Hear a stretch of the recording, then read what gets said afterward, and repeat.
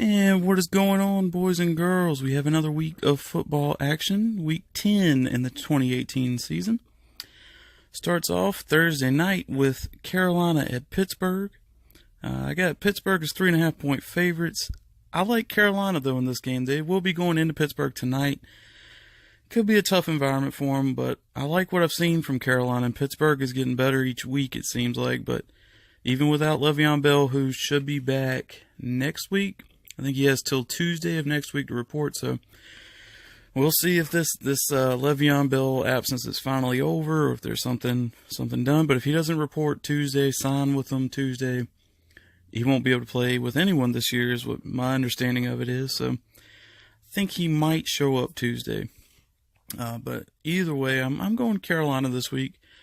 Tonight, I think they got a good team this year. They've really progressed. They got a young group that's really maturing real quick, and they're pretty talented on offense, and defense has been pretty good. Usually every year it seems like the Panthers' defense are solid at least, but they've improved this year, it seems like. So I'm gonna go with Carolina in that one. Then Sunday we start with Detroit at Chicago. Has the Bears as 6.5-point favorites, and I got to go Bears on this one. Detroit's had some good games this year, but the Bears have been really good on defense, like I'd say one of the top 5 defenses easily, maybe higher. And their offense has been, good enough. They've had great games, they've had kind of average games, but I think they'll be good against Detroit. And 6.5-point favorites, that's kind of high usually for this kind of game, but it's a division rivalry. But I'm gonna go Bears on that one. We have Saints at Cincinnati, and the Saints are only 4.5-point favorites here. They are in Cincinnati this Sunday. I gotta go. The Saints are gonna beat them. 4.5 seems kind of low for them because the Saints score a lot of points, and the Bengals are usually the kind that they try and hold you down a little bit so they can win with scoring less. So if their defense shows up, it could be tough for the Saints. But they did add Dez Bryant, as I'm sure many of you have heard.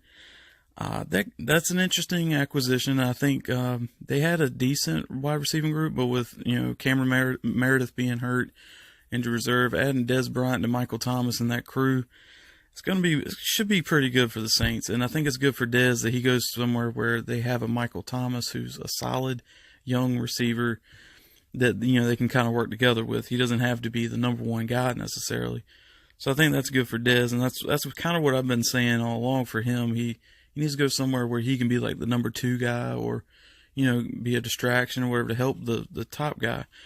But he hasn't played all year, and not since last year. So I'm sure he's been keeping in shape. He's tried out for him, and they've said he's good enough. So it'll be interesting to see how much of an impact he has this week, how much he plays with them this week, and going forward into their playoff run, because they only have one loss, and they beat the then undefeated Rams last week without Dez Bryant. So it should say that their offense is going to get even better with the acquisition of Dez Bryant. So I gotta go Saints against Cincinnati. Their offense in New Orleans is really good. The Saints defense is getting a little better each week, I think. And Cincinnati's kind of an average offense, I think. They've had some good games. AJ Green being hurt, he might play this week, but you don't want to really mess up with that foot injury that he had. So, or I think it was his foot or ankle or somewhere. That's a big injury for AJ Green and the Bengals, but you can kind of work his way back, and hopefully not injure it more against the Saints. But I'm gonna go with the Saints on that one. Then we have Atlanta at Cleveland. It has Atlanta by 3.5, and that just seems really low. But Atlanta has struggled at times. I got to say they're going to beat Cleveland. Cleveland, I want to root for. I want them to be better. But they just, they get some and then they lose some. They've improved this year. They have the coaching issues. You got Greg Williams as the coach. You got Bruce Arians that wants to be their coach. It's interesting in Cleveland, but for the players on the field, Baker Mayfield has been pretty good. He's kind of dropped off from when it started off this year, but I like Cleveland as a decent team, but not. I don't think they're going to beat Atlanta, so I got to go Atlanta on that one. And then the Patriots travel to Tennessee to play my Titans, where the Titans once again are supposed they're the 6.5 point underdog, same as they were last week against the Cowboys. I just gotta go Titans. I know that just seems very biased, but I like the Titans. I like how they're getting better each week a little bit. Last week was kind of a weird one for the Cowboys. They kind of backslid a little bit. But the Titans capitalized on their mistakes and they won the game. Patriots, I don't think there's going to be as many mistakes. They won't have Gronkowski, but they've been a pretty good team without him. It's going to be a tough one, but I really just hope it's a good game because the playoffs last year was rough for the Titans against the Patriots. So I'm hoping it'll be a good game in Tennessee for the home crowd there. But I'm going to pick Tennessee just basically because they're my team. No bias intended, but that's just the way I feel. I think they're a good team, and I'm hoping it'll be a good game. Then we have Jacksonville at Indianapolis, and I got to pull for the Colts for my Titans, and the Colts are the 2.5 point favorites, according to the odds I have. It could happen. The Colts only have one win, but Jacksonville's been struggling. So this could be a way for the Colts to kind of bounce back. They can get in this division, which is kind of beat up a little bit. You got Houston's killing it right now. They have 6 in a row, so it's going to be hard to catch them. But the Titans and Jacksonville, they're kind of middle of the road, and they've been win, loss kind of all year. Well, the Titans had lost 3 and then won, but you can come back in this division, I feel like, right now, unless Houston just doesn't lose anymore. But I think I'm going to go to Colts. I'm not really sold on it. It's not one that I certainly wouldn't bet on. But Colts are the favorite on here. I think they can get it done. They'll be at home, so they won't have to go to Jacksonville where it probably rains or something, But yeah, I'm going to go Colts. I think it will be a close one. It could be like a field goal kind of game, that last second field goal or something. But I'm going to go Colts. And then we have Arizona traveling to Kansas City. The spread on this one is Kansas City by 16.5. And that might be the highest one I've seen all year. And it's probably pretty accurate. Arizona is not ready this year to really compete with the top teams, and Kansas City is one of the top teams right now, if not the top offense, I think, because they've been really great on offense, and defense is kind of up there too. They only have 1 loss this year, and I don't think they'll lose to Arizona, and they'll be in Kansas City, so I'm gonna go Kansas City on that one. Then we have Buffalo at the Jets. I gotta go Jets. Even Sam Darnold being out, I'm not sure who is quarterback in the Jets, but Sam Darnold being out kind of hurts them a little bit. But if they got a solid quarterback in, decent backup that can manage the game, I think they'll be all right against Buffalo. And Buffalo on the other end, I'm not sure who their quarterback's going to be either. Is Josh Allen's hurt? Derek Anderson had a concussion. He might be coming back, and it might be Nathan Peterman. They might bring him back this week. He was better than previous games in his career. He was better this past weekend. But the Jets defense is pretty decent, and it could be a struggle again for Peterman. But it was good to see that he's getting better. For the man, the player, everything. But I think I got to pick the Jets on this one. They're favored by a touchdown, and I got to go Jets as the home team there. Washington at Tampa is the last 1 o'clock game, and they have Tampa as a 1.5 favorite. I'm kind of surprised by this. Washington's winning their division, but they do have like 2 healthy starting offensive linemen now.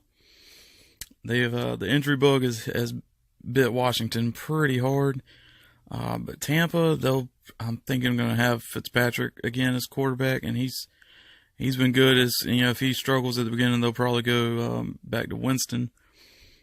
But I like Tampa in that game. I was a little surprised they were the favorite here. I thought I was going to pick an underdog. But yeah, I'm going to go Tampa on that one.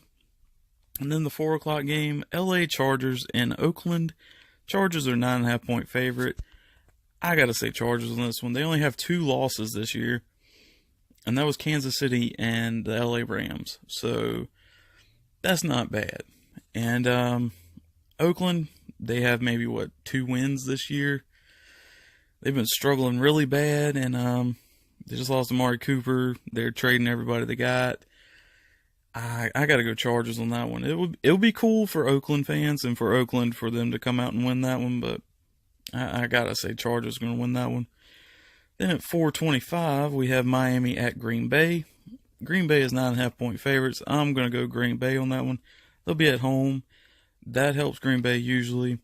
Miami is kind of a off and on kind of team. They've had some good games this year, but it's not. They haven't really played Green Bay like teams and played them well. So I'm gonna go Green Bay on that one. Then we have Seattle and LA against the Rams. Rams are 10.5-point favorites. I got to go Rams on this one.